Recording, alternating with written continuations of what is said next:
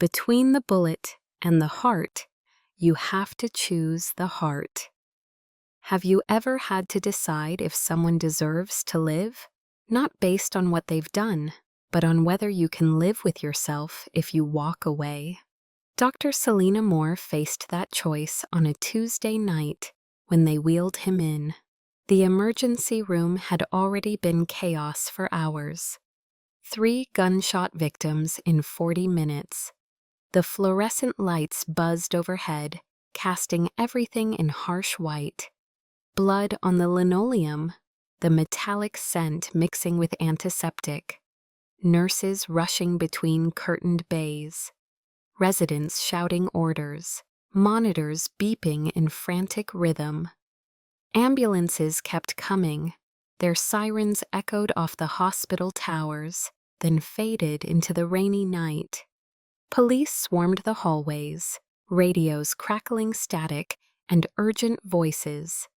They took statements from witnesses who conveniently remembered nothing useful. Just another violent night in the city. Just another wave of victims who wouldn't talk. Selena had seen this before. Gang wars, territorial disputes. Bodies arriving in clusters when someone decided to send a message. But the 4th patient, the one they wheeled into the closed operating room, arrived differently. 6 men in expensive suits escorted the gurney. Dark wool, perfectly tailored. Not a drop of rain on them, despite the storm outside. They moved in perfect formation, surrounding the patient like a military unit. Silent, controlled. They positioned themselves outside the surgical doors and simply waited. Hospital security approached them once, had a brief conversation, then backed away and made no further attempts to remove them. That told Selena everything she needed to know. One of the suited men, slightly older than the others, silver threading through his hair, approached the charge nurse. His posture was respectful but firm. His English carried a slight accent, each word chosen with precision. "No police report for this patient," he said quietly. "No name on any official record. We only require that you keep him alive. We'll handle everything else."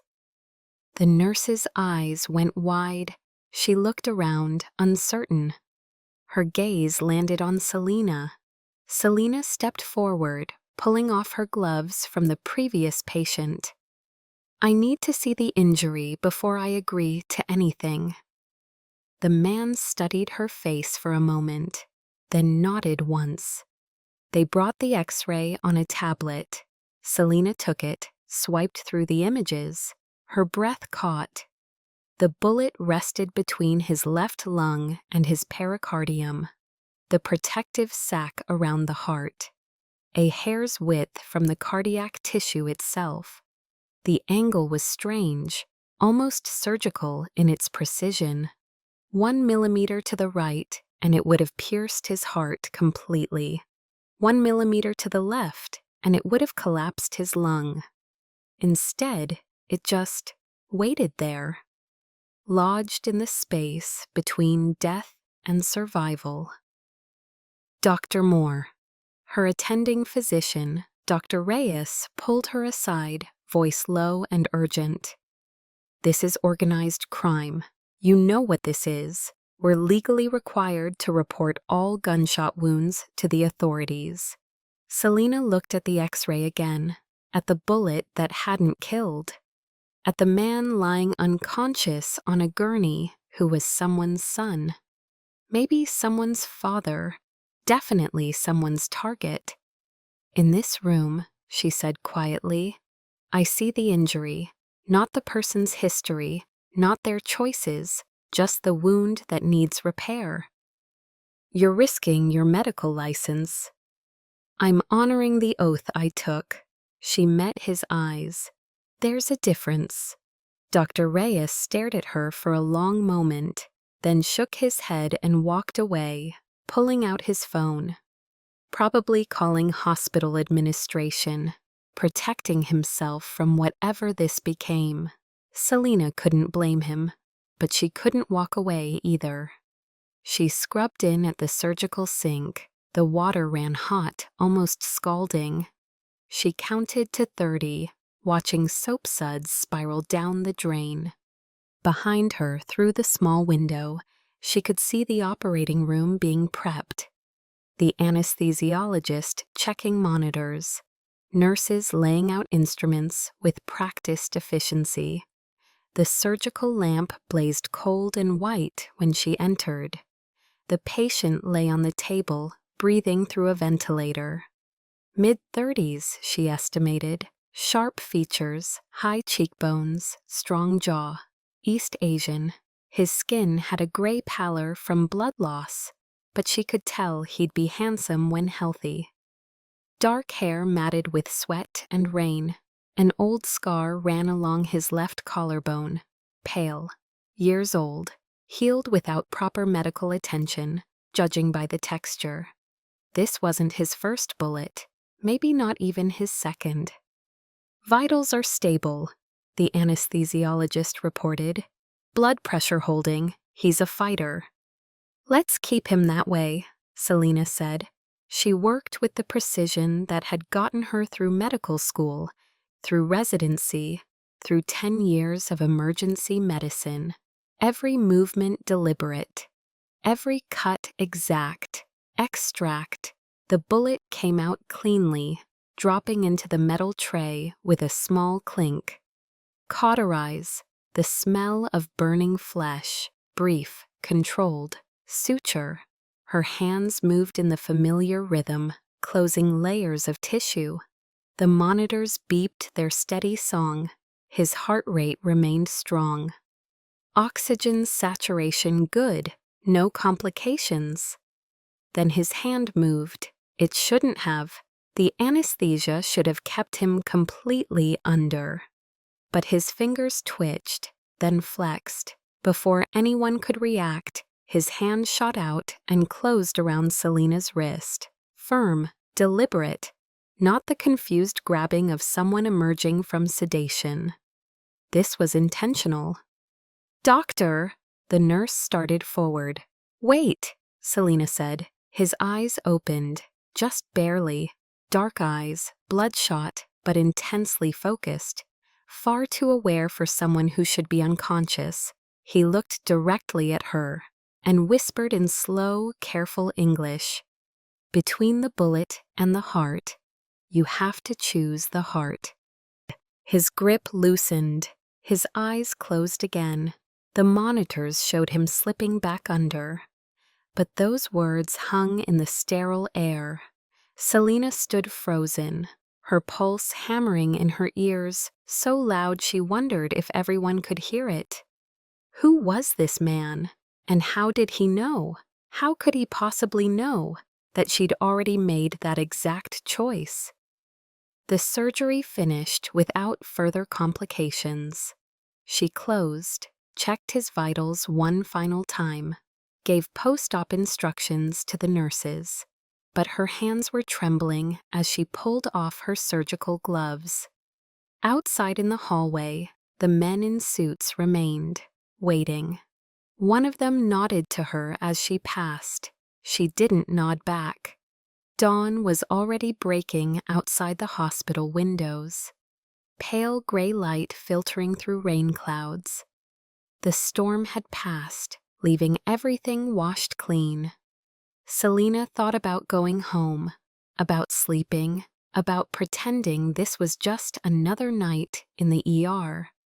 But she knew she wouldn't sleep, not until she understood who she'd just saved. Dawn crept through the hospital windows, pale and exhausted, by the time Selena finally made her rounds to check on him. She hadn't left the hospital, hadn't even changed out of her scrubs. She'd monitored her other patients, filled out paperwork, drunk 3 cups of terrible break room coffee that tasted like burnt plastic. But mostly, she'd thought about the man in the operating room, John Doe. That's what they'd put on his temporary file. No real name, no insurance information, no emergency contact, just a patient number and a list of injuries. He'd been moved to a VIP recovery room on the 4th floor, the kind usually reserved for major hospital donors or visiting dignitaries. Corner room, private, with a view of the city skyline that was probably worth more than Selena made in a month. The 3 men in suits were still there, posted outside his door like guards at a fortress. They'd changed shifts at some point, different faces, same perfectly tailored suits, same watchful silence. One of them straightened as she approached. "Doctor, I need to examine my patient." He nodded and opened the door for her, respectful, professional, as if this were completely normal. Selena stepped inside. The room was dim, curtains partially drawn. Morning light filtered through in soft streaks. The monitors beeped quietly, steady heartbeat, good oxygen levels, all the numbers exactly where they should be. But the patient wasn't lying down. He was awake, sitting upright in the hospital bed, back straight, looking nothing like someone who'd been shot in the chest 6 hours ago. Kim Ra-on. She'd overheard the name whispered by one of his men during shift change, said with reverence, or maybe fear. It was hard to tell the difference sometimes. He turned his head as she entered. His eyes were clear now, sharp, assessing her the same way she was assessing him. "You should be lying down," Selena said, crossing to check the monitors. "Your body needs rest to heal properly." "I've survived worse injuries than this." His English was good, accented but fluent, each word carefully pronounced. His voice was deeper than she'd expected, calm, the kind of calm that came from practice, not nature. "That's not a competition you should want to win." She pulled up his chart on the tablet. "But thank you for the surgery, for saving my life." "You're welcome." She reviewed his vitals. Everything looked good, better than good, actually. His body was recovering at an impressive rate. "But you still need at least 48 hours of observation, possibly 72. That bullet was extremely close to your pericardium. Any complications could be fatal." "I'll be leaving tonight." Selena looked up from the tablet. "Against my medical recommendation." "I'm accustomed to that." She set the tablet down and met his eyes directly. There was something unsettling about his gaze. Not threatening exactly, just intense. Like he was reading her the way she read charts, looking for patterns, assessing risk. "I didn't report you to the police," she said, "but you need to understand something. I did that for my oath, for my belief that everyone deserves medical care. Not for you personally, not for whoever sent those men outside. I did it because it was the right thing to do." Rayon tilted his head slightly, studying her face. "Then why risk your medical license? Your career? Dr. Reyes made several phone calls after you agreed to treat me. I imagine your hospital administration is quite unhappy." "How do you know what Dr. Reyes did?" A slight smile. "I make it my business to know things." Selena crossed her arms. "Then you should know this too. The moment I start deciding who deserves treatment based on their background, their choices, their mistakes, the moment I become the judge of who's worthy and who isn't, I become no better than the person who pulled that trigger." Something flickered in his expression. Surprise, bias, maybe. Or respect. The mask of calm cracked just slightly. He leaned forward, ignoring the pull of his stitches. When he spoke, "Awuya. Oh." His voice was lower, more serious. "You saw nothing here, Dr. Moore. You know no names.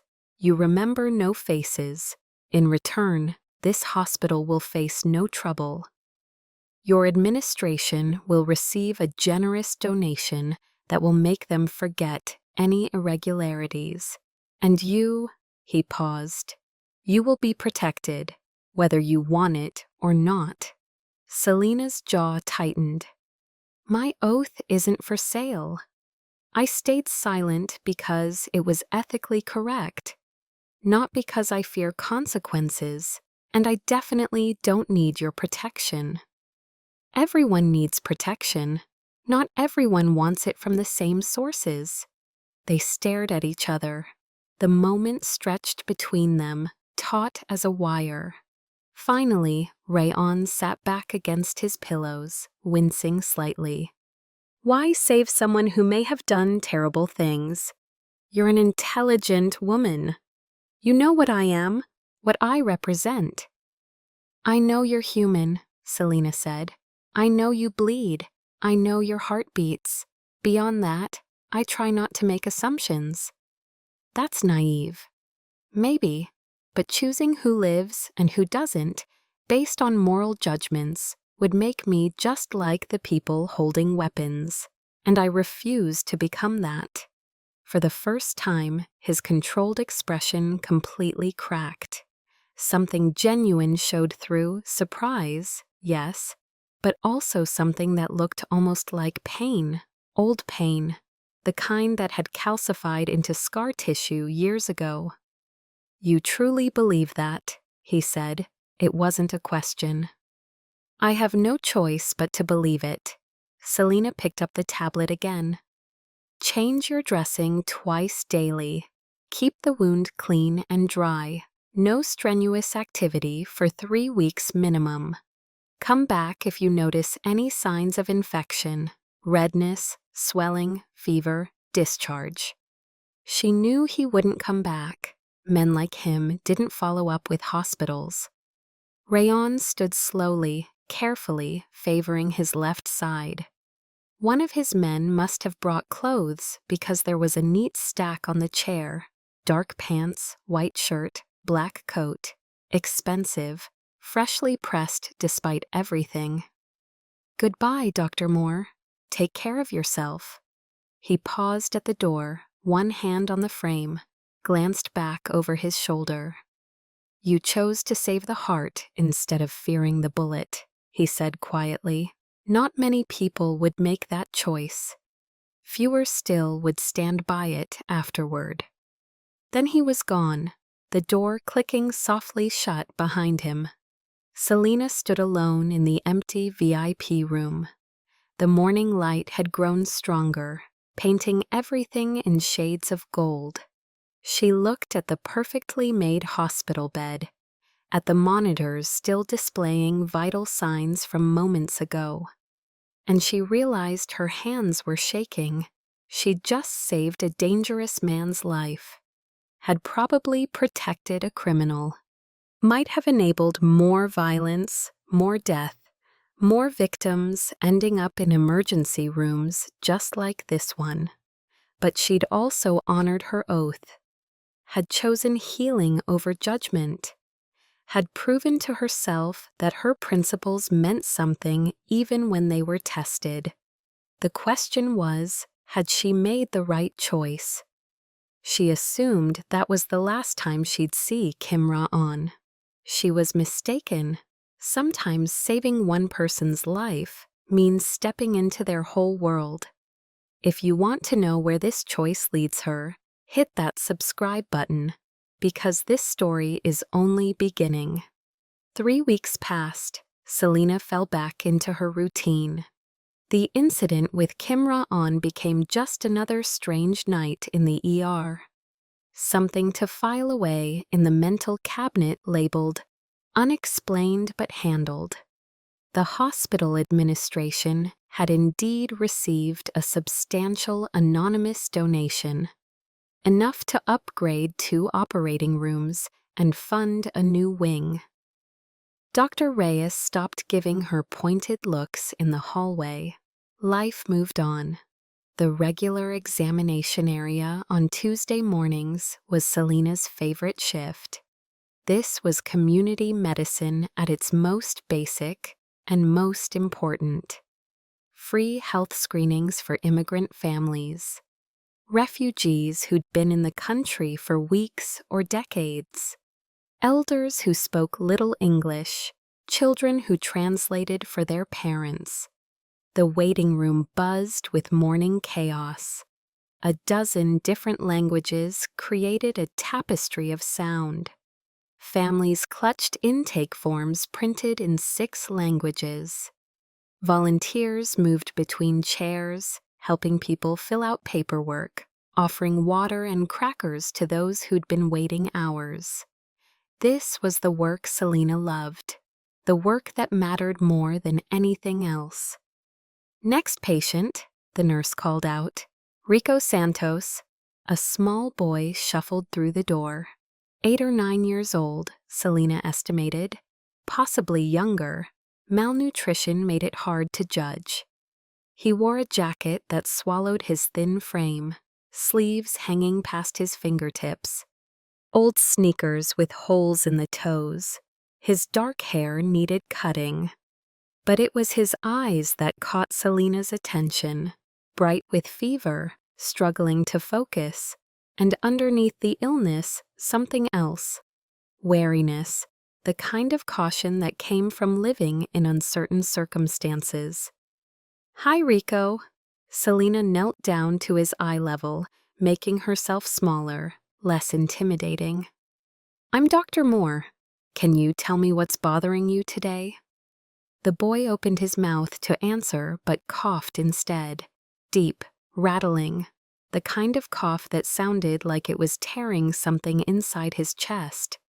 He bent over, hands on his knees, shoulders shaking with the effort of breathing. "He collapsed at school yesterday," the volunteer translator explained. She was an older woman, Mrs. Lin, who'd been helping at the clinic for years. The teacher sent him home, high fever, difficulty breathing. The foster family he's staying with brought him here. Selena helped Rico straighten up. "Let's get you examined, okay? I'm going to be very gentle." She guided him to the examination table, listened to his lungs with her stethoscope. Severe congestion, wheezing on both sides. Checked his temperature, 102.5 degrees. Looked at his nail beds, slightly blue, indicating oxygen deprivation. This wasn't just a cold. This was serious. "How long have you been coughing like this, Rico?" He held up fingers. 4. 4 days? He shook his head, held up both hands twice. 4 weeks? Selena's concern deepened. "Has anyone taken you to a doctor before now?" Rico shrugged. His eyes were starting to glaze with fever. As Selena examined him more thoroughly, she noticed other things. Faded bruises on his arms, yellowish green, weeks old. Not from abuse, she'd come. She determined. More likely from falling, from playing rough, from being a child without proper supervision. But they told a story of neglect nonetheless. Old scars on his knees, clothes that were clean but worn thin, and an air of quiet resignation that no child should have. Then she noticed the necklace. It was cheap, silver-colored metal that was probably aluminum, the kind sold at street markets for a few dollars. But Rico touched it constantly, his fingers finding it whenever he seemed anxious. "That's a nice necklace," Selena said gently. "Can I see it?" Rico hesitated, then slowly pulled it out from under his shirt. It was a locket, the kind that held a photo. "May I open it?" Rico nodded, though his hand tightened protectively around it. Selena opened the tiny clasp carefully. Inside was a photograph, worn at the edges from being opened and closed countless times.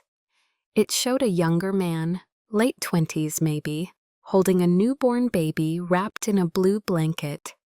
The man's face was partially turned toward the infant, his expression soft in a way that suggested this was a private moment, not meant for cameras.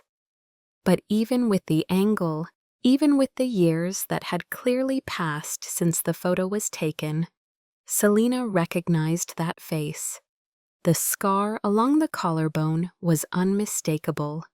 Kim Ra-on, her breath caught in her throat. "Rico," she said carefully, keeping her voice steady. "Who is this in the picture?" The boy's eyes welled up, his fever-bright gaze locked onto the photo. When he spoke, his voice was barely a whisper. "My dad."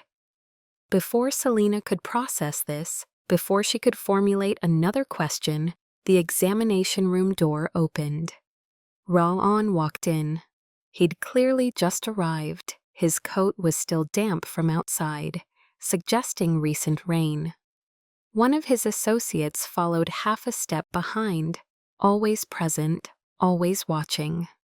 Ra-on froze the instant he saw Rico, and Rico's entire face transformed. The wariness vanished, the resignation disappeared. In its place was pure, desperate relief.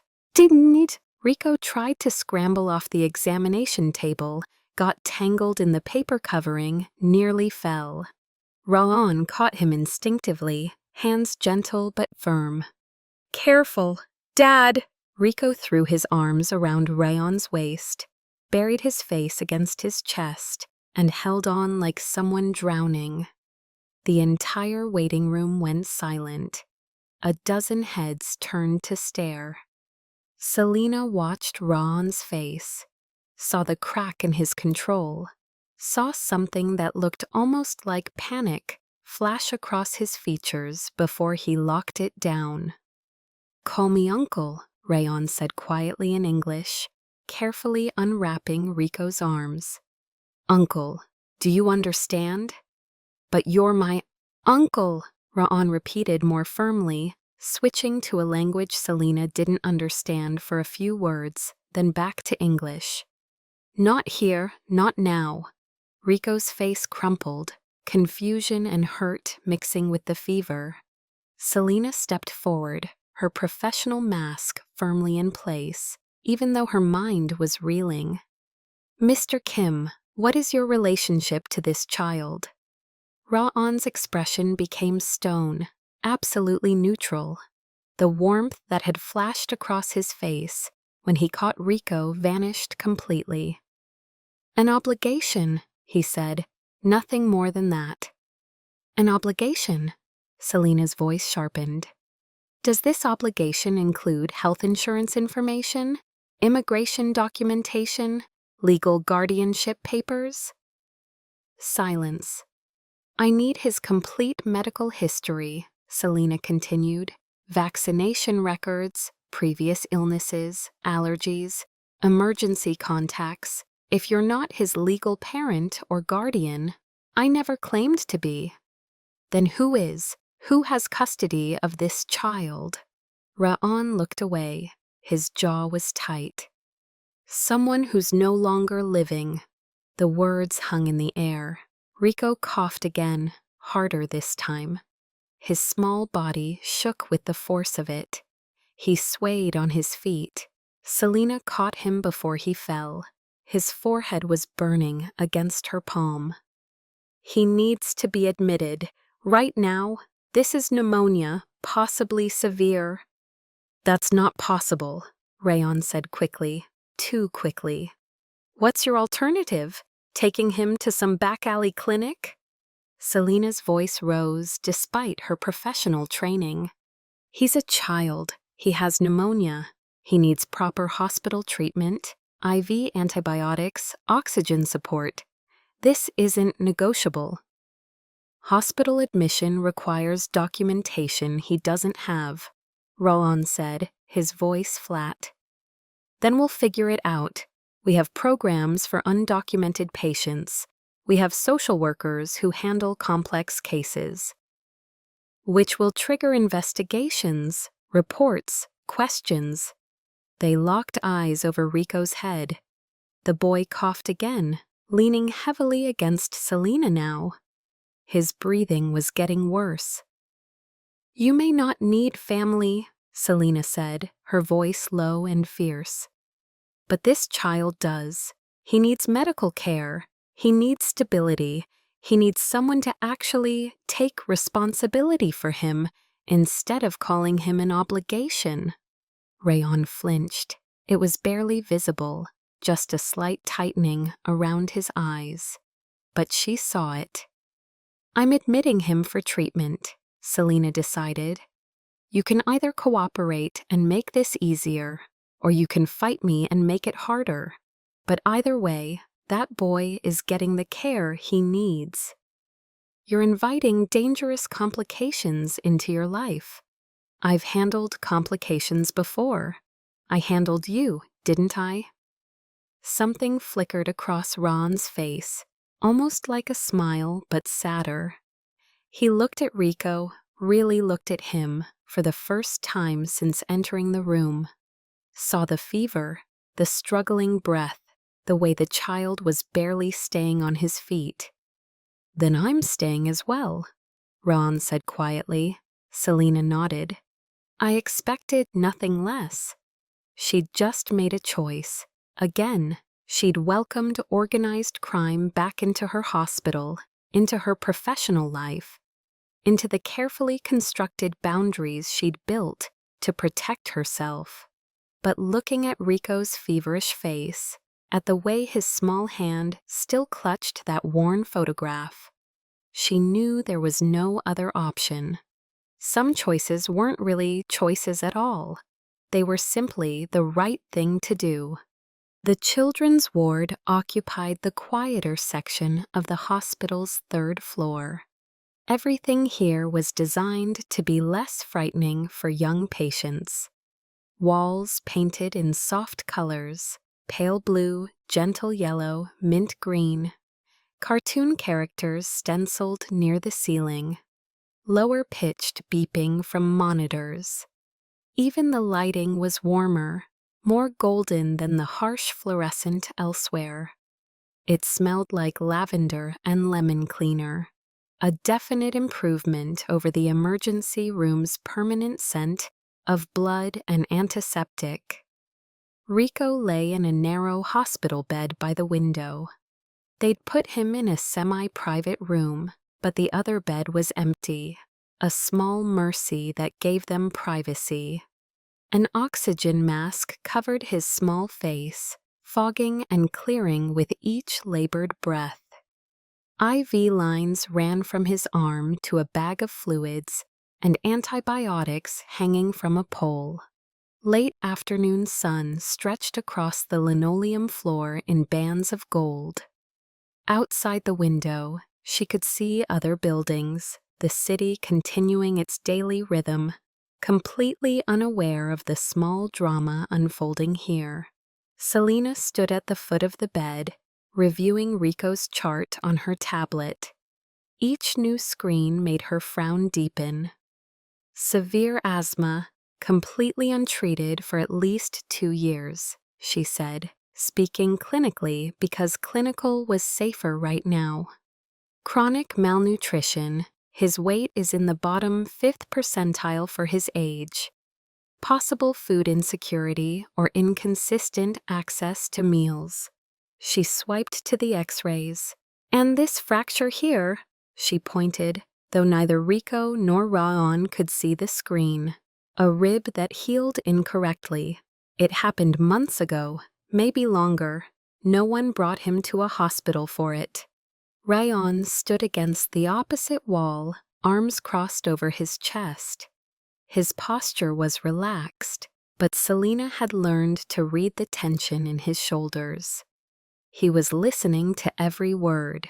"Can the rib be corrected?" he asked. "Eventually. It would require surgery, which I don't recommend until he's healthier overall." The asthma is the priority. With proper medication and management, he can live a completely normal life. But he needs consistent care, regular monitoring, prescription refills, follow-up appointments. She closed the X-ray file and opened another. Here's the problem. His insurance card is fraudulent. I had our billing department check. The policy number doesn't exist in any database. These immigration papers, she pulled them up, don't match any government format I've seen. And there's literally zero medical history before 6 months ago. It's like he didn't exist before that. She finally looked up from the tablet, met Rayon's eyes directly. What happened to his records, his real documentation? What happened to this boy before you acquired this obligation? Raon was silent for a long moment. Rico slept on, medicated and exhausted, his chest rising and falling beneath the thin blanket. He looked impossibly small in the hospital bed.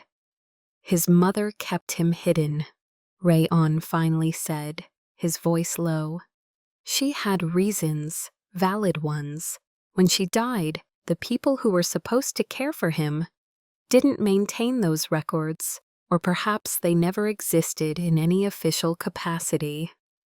That's not an answer. It's the only answer I can give you. Selena set the tablet down with more force than necessary. Right. Well, I can't properly treat a child who doesn't officially exist. Every medication needs to be prescribed to someone. Every procedure needs consent from a legal guardian. Every insurance claim, assuming we could even file one, requires valid documentation. Rayon reached into his coat. Selena tensed instinctively, though she was fairly certain he wouldn't pull a weapon in a children's hospital ward, and produced an envelope. Thick, full of cash, she could see the edges of $100 bills. Private room, Rayon said. Top specialists, whatever equipment he needs, no bureaucracy, no paperwork.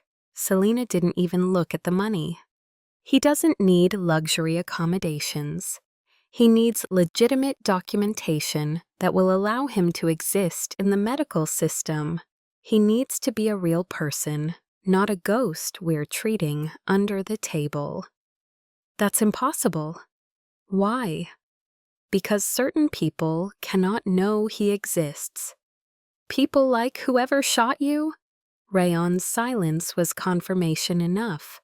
Selena took a step closer, lowering her voice so she wouldn't wake Rico. I'm not asking you to endanger him. I understand there are threats, but there are legal ways to protect children, witness protection programs, sealed records, foster care systems with privacy protocols. What you're doing, keeping him invisible, that's not protection. That's abandonment with extra steps. Something flickered across Rayon's face. Pain, maybe, or shame. If you want me to treat him correctly, Selena continued, you sign the consent forms, your real name, official guardian signature. You make him real in the system, or I can't help him beyond basic emergency care. You don't understand what you're asking. Then help me understand. Rayon's jaw worked. He glanced at Rico, then back at Selena. If I sign my real name on official documents, I'm creating a connection, a legal trail. The people I work for, the people who sometimes work against me, they monitor these things, property records, hospital admissions, school enrollments. They watch for weaknesses. And Rico is a weakness. Rico is... Rayon stopped, started again. If I acknowledge him publicly, I'm painting a target on his back. My world doesn't have room for family, for attachments. It's safer for him if I remain a stranger who sends money. Is it? Selena asked softly. Or is it just easier for you? The words landed like a slap. Ray-On's expression hardened. You know nothing about my world. I know that boy has a photograph of you in a locket he touches every time he's scared. I know he called you Dad the moment he saw you. I know his face lit up like you were the only solid thing in his universe. Selena crossed her arms. So maybe I don't know your world, but I know what that child needs. And it's not another absent guardian who treats him like a problem to be managed. The silence between them was heavy. Finally, Ra-On pushed off from the wall, moved to stand beside Rico's bed, looked down at the sleeping boy with an expression Selena couldn't quite read. If I sign, he said slowly, I'm admitting he's mine. Is he? The question hung in the air like smoke. Ra-On was quiet for so long that Selena thought he might not answer at all. Then he sat down in the chair beside Rico's bed. For the first time since she'd met him, he looked exhausted. The careful control slipped away, revealing the weight he carried. His mother was someone I knew, briefly, years ago. His voice dropped to barely above a whisper. It wasn't a relationship, just a few months. I was younger, reckless. I thought I was invincible. He stared at his hands. She got pregnant, told me. I gave her money I assumed she'd handle it. I didn't ask questions, didn't want to know. Selena sat down in the other chair, listening. 3 years later, she contacted me, said she'd kept the baby, named him Rico. She was sick, dying, cancer, asked me to take care of him. Ra-On's voice went even quieter. I said no. I sent money for treatment, arranged for people to watch him, told myself that was sufficient. But it wasn't. No. Ra-On looked at Rico, really looked at him. She died 6 months ago. The people I'd paid to care for him, they weren't cruel, but they weren't family. He was one of 5 children in their house, just another mouth to feed, another body in a crowded apartment. So you took him. I took him. Ra-On's expression was complicated, guilt and responsibility, and something that might have been tenderness. But I still kept my distance, still told myself I was doing enough by providing money, by keeping him safe from my world. I didn't realize that what he needed wasn't safety, it was family. Selena felt something shift in her chest. When did you realize? The first time I visited the house where he was staying. He was sitting by the window, just waiting. One of the other children said he did that every evening, watched for cars, hoping I'd come. Ra-On's voice cracked slightly. I'd visited 3 times in 6 months, and he'd waited every single day. The sun had shifted, no longer coming through the window directly. The room was growing dimmer. So I moved him, Ra-On continued, found a better situation, a family that needed money and could provide care. I thought that was enough. But he kept getting sick, kept ending up in situations where he needed more than I was giving. He finally looked at Selena. I don't know how to be what he needs. I was raised by the organization from the time I was 12. My own father was killed when I was young. My mother couldn't cope, gave me to the people who trained me. I've never had a family. I don't know what that looks like. Selena's breath caught. You're describing being a parent, which is learning as you go, making mistakes, trying anyway. And if my mistakes get him killed, and if your distance does the same thing? They stared at each other. Selena stood and retrieved the consent forms from her bag. placed them on the small table beside Ra-on, set a pen on top. "I need to ask you something," she said. "When Rico gets better, and he will get better, where does he go?" Ra-on looked at the forms. "Somewhere safer than before." "With you? I don't have a home. Doctor? Timur? I have apartments I use. Safe houses, hotel rooms. None of them are places for a child." Selena crossed her arms. "Then here's my requirement. I treat Rico with everything I have. You visit every day. You learn what he needs: medications, breathing treatments, dietary requirements, therapy schedules. You don't send intermediaries, you come yourself. And when he's discharged, you don't hand him off to another paid family. You figure out how to make space in your life for him." "Why does this matter so much to you?" Selena was quiet for a moment, then decided he deserved the truth. 5 years ago, I was engaged. His name was Marcus. He was a teacher. Good man, made me laugh. We were planning a small wedding, nothing fancy. She looked out the window at the city growing dark. One evening, he went to the grocery store. Just a regular trip. Milk, eggs, bread. He was in the wrong aisle at the wrong time when two groups decided to settle a dispute. Stray bullets, that's what the police called them. Stray. Her voice remained steady, but her eyes were distant. Marcus wasn't involved, wasn't a target. Just a man buying groceries who happened to be standing in a place where violence erupted. He died before the ambulance arrived. Ray-on was completely still, listening. "After that, I nearly quit medicine. What was the point? I'd studied for years to save lives, but I couldn't save his. Couldn't even get there in time to try." She turned back to face him. "My mentor told me something." She said, "Bullets don't choose. They don't care about innocence or guilt, about good people or bad people.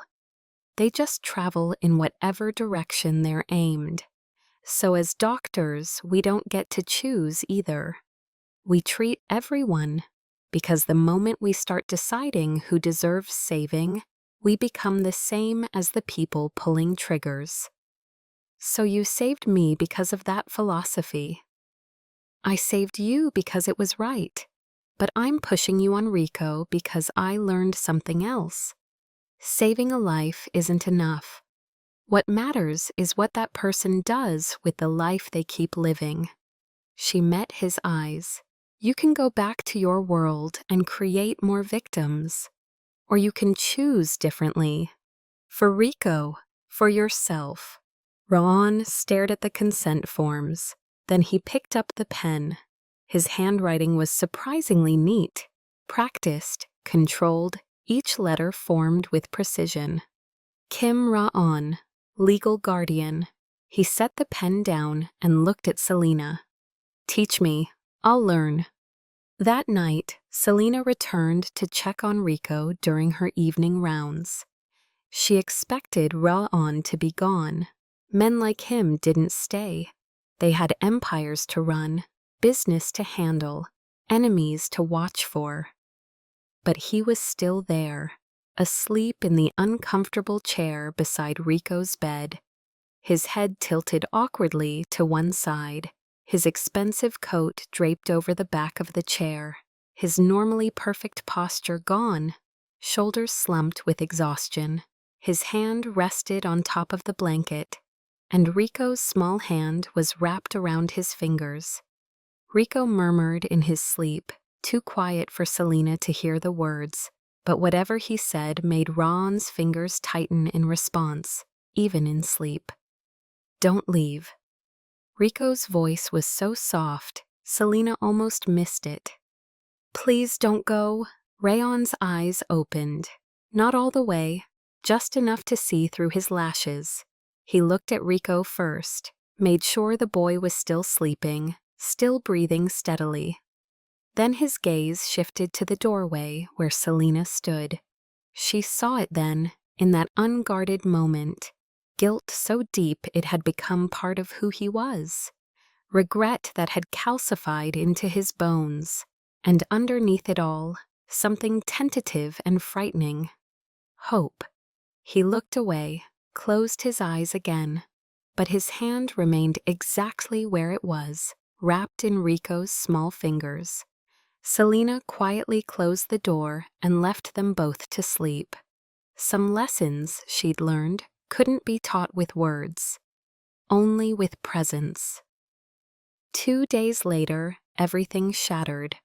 Ra'on's phone rang at 3 a.m. He answered, speaking in rapid Korean, his voice clipped and tense. Selena watched from the nurse's station, saw his expression harden into stone. He ended the call, turned to her. "We have to leave, now." "What happened?" "Get Rico ready immediately." "He's not stable enough to move. My organization knows he's here." Rayon's voice went flat. "They're coming to take him." Selena's stomach dropped. "Take him where?" "Somewhere I can't reach." Before she could respond, Rico woke, gasping, clawing at his oxygen mask, eyes wild with panic. Selena rushed to him. "Rico, slow breaths, in and out." But his lips were turning blue, severe respiratory distress. "He needs intensive care," Selena said urgently. "Possible intubation. The moment we officially register him, they'll track us through the system." "Then what do you suggest?" Rayon met her eyes. "I have access to a clinic, not officially registered." Selena understood immediately. "You're asking me to perform surgery in an underground facility." "I'm asking you to save his life." She looked at Rico, struggling for every breath. Then at Raon, desperation barely contained beneath his calm facade. "If I do this," Selena said slowly, "you stand between Rico and anyone who tries to interfere. And after tonight, he never returns to your world." Rayon nodded. "This time, I'm choosing the boy over everything else." The clinic was a converted warehouse, concrete floors, exposed piping, a single operating table under a harsh yellow fluorescent light. Men died quietly in places like this. Rayon's associates brought medical supplies, IVs, medications, a ventilator that looked dangerously outdated. "This is completely insane," Selena muttered. "It's what's available." Rayon handed her a surgical gown. "Can you work with this?" She looked at Rico, barely conscious, his small chest heaving desperately. "I don't have any other option." Rayon moved to the door and pulled out a weapon. Selena froze. "What are you doing?" "No one enters this room," he said simply, "including my own people." He positioned himself in the doorway, back to her, weapon aimed outward. He was protecting them. Selena worked quickly. Intubation, bronchodilators, IV fluids. The air smelled like metal and old blood. The sickly yellow light made everything look unreal. But her hands remained steady. 2 hours passed. Rico's oxygen levels began climbing. The ancient ventilator rattled and hummed, but it functioned. Selena peeled off her gloves, hands trembling from adrenaline. Rayon still stood guard at the door. "He's stable," she said quietly. He turned, saw Rico breathing steadily. His shoulders sagged with relief. "Thank you." Selena met his eyes and saw something different there now. Complete trust. "Don't thank me yet. We're still in danger." But they both knew something fundamental had shifted. She'd followed him into darkness, and he'd positioned himself between her and violence. 1 week later, Rayon received a summons. The meeting occurred at an upscale Korean restaurant. Private room, closed to outsiders. Men with cold eyes guarding every entrance. Ra'on's mentor, the man who'd raised him within the organization since childhood, sat at the head of the table, gray hair, eyes like winter ice. "The boy," he said without preamble.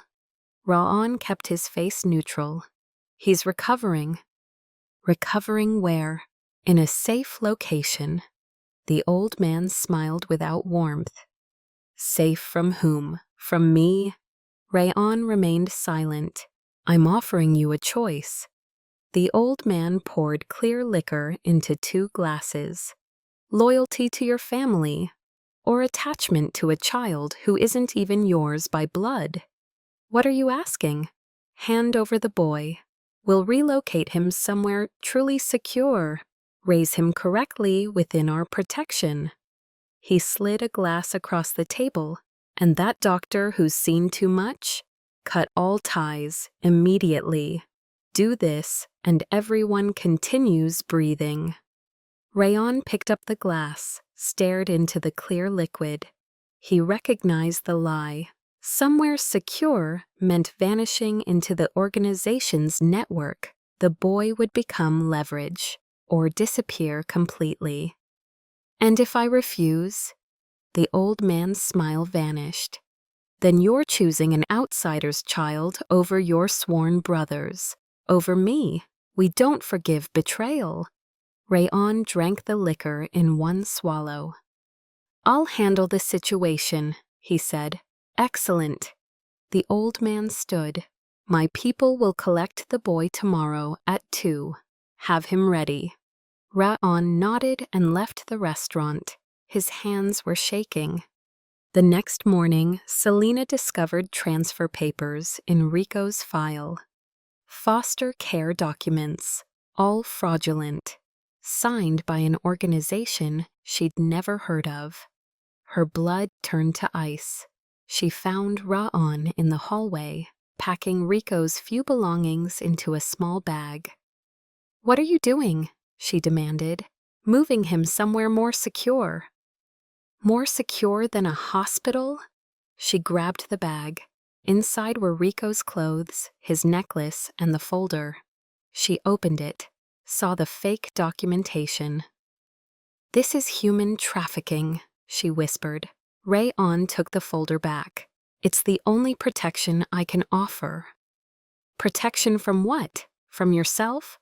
He flinched. "You're making the same choice again," Selena said. "Choosing violence over love. There is no other path. There's always another path." Her voice cracked. "You're simply more afraid of losing your status than losing your son." Rayon's face went blank, cold. "Stay out of this, doctor." He picked up the bag and moved toward the door. Selena blocked his path. "If you take him, I'll report everything to the authorities. Your name, your organization. I'll destroy it all." Rayon stared at her. Then slowly he set the bag down, placed Rico's file in her hands. "From now on," he said quietly, "protect him from me, not through me." He walked past her, down the hallway, out to the parking lot where rain had begun falling. Selena stood frozen, file clutched against her chest. Through the window she watched him standing alone in the rain. Head bowed, shoulders shaking. He'd chosen the organization over the child, and lost everything that mattered. Selena didn't sleep that night. She moved Rico to a different room under a false name, changed his electronic records, but she knew it wouldn't be enough. The next morning, a nurse approached her. "Dr. Moore, there's a patient transfer scheduled for Rico Santos, today at 2 o'clock. "I never authorized any transfer. It came through administration." "Legal custody transfer." Selena checked the clock. 11 in the morning, 3 hours. She found her phone, located Rayon's number. typed one message. If you still want to be his father, this is your last chance. She didn't know if he'd respond, but she pressed send anyway. At 1:45, Selena walked into the ambulance bay, grabbed keys to an older emergency vehicle. Dr. Moore, what are you? Emergency patient transfer, she lied smoothly. I'll return within the hour. She drove to the address listed on the transfer paperwork. A shipping container yard near the industrial docks, gray metal everywhere. The air smelled of salt and rust.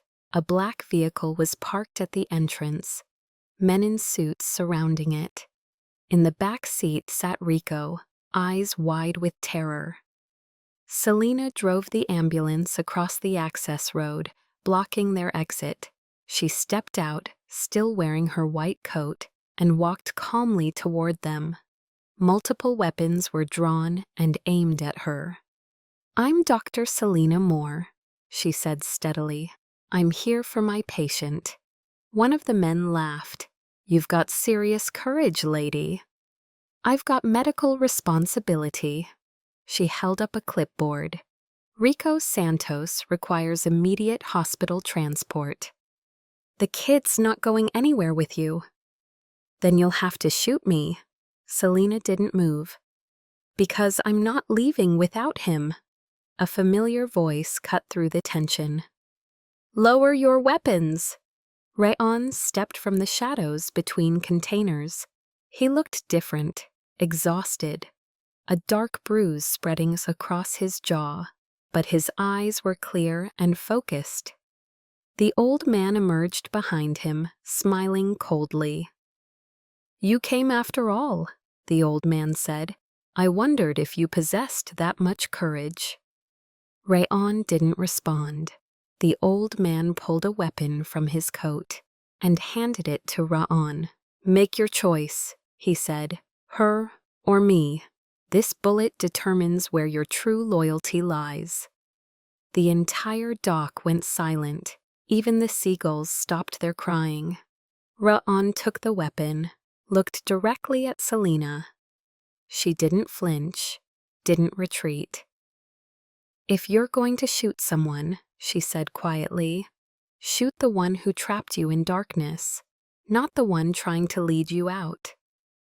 Rayon's hand trembled slightly, then he pivoted, aimed at the man restraining Rico, and fired. The shot echoed across the docks like thunder. The man screamed, clutching his leg. Rico broke free. Chaos erupted, shouting, multiple weapons raised. The old man fired back instantly. The bullet struck Rayon in the left side of his chest, the same place as before. Between bullet and heart, he staggered, collapsed. Selena didn't hesitate. She sprinted forward, grabbed Rico with one hand, Rayon's arm with the other. Move now! They stumbled into the ambulance. Selena slammed the accelerator to the floor. Behind them, gunfire cracked against metal. The rear window exploded into fragments. Rico sobbed against her shoulder. Rayon lay across the gurney, bleeding, breathing shallow and rapid. This time, he whispered, you picked us both, didn't you? Selena pressed her hand hard against his wound. Stop talking. I need you alive to be a father, not to deliver final words. She drove through red lights, sirens screaming, her hands covered in his blood. And for the first time in years, she prayed, 4 months later. The clinic occupied 3 small rooms in a coastal town where tourists came to photograph sunrises. Selena checked an elderly woman's blood pressure, smiled, adjusted her prescription dosage. Return in 2 weeks, Mrs. Chen. The woman patted her hand warmly. You're a wonderful doctor. Selena glanced out the window. The ocean stretched endlessly blue. The front bell chimed. Rico burst in, breathless and grinning, carrying a lunch container. I'm back from school. Behind him came Raon, moving more carefully now, one hand unconsciously resting on his chest, where scar tissue still pulled tight. He'd left the organization completely. Testified in exchange for immunity and witness protection. Started over from nothing. The path hadn't been easy, but they'd survived together. "You're late," Selena said, smiling. "Traffic was terrible," Rayon replied. He worked at the clinic now. Security, administrative paperwork, translation for immigrant patients who spoke Korean. No weapons, no debts of blood, just the quiet, honest work of rebuilding. Rico pulled a folded paper from his school backpack. "I made something for us." He unfolded it carefully on the desk. 3 stick figures stood before a small house. A crooked chimney, flowers in the yard. Across the top, in careful letters, "Home." Rico pointed at Rayon's figure. "This is my dad." Rayon's eyes glistened with unshed tears. He nodded. "I am." Rico pointed at Selena's figure. "And this is my mom, if that's okay with you." Selena's breath caught in her throat. Rayon looked at her, uncertain, hopeful, vulnerable in a way she'd never seen. "I don't carry weapons anymore," he said softly. "I have no organization, no power or influence." He touched his chest gently. "The only thing I have is this heart. It was shot clean through once, and you sewed it back together." He took her hand with great care. "If you'll allow me, I want to use what remains of it for you and Rico, for however many years I have left." Selena didn't answer with words. She pulled him closer. Let Rico's head rest in the space between them, held them both tightly. Outside, ocean waves murmured against the shore. Inside, the clinic glowed with warm yellow light. And in that quiet space between one breath and the next heartbeat, Selena thought, "We don't always choose correctly between violence and love, but as long as one person is brave enough to reach toward the wound, the heart still has a chance to beat again." Love doesn't erase the scars we carry. It simply reminds us we're strong enough to bear them together. If this story touched something in you tonight, if it reminded you that family is what we choose, not what we're born into, then share this with someone who needs hope. Subscribe and return tomorrow night, because every heart deserves a second chance, and some bullets, they miss on purpose.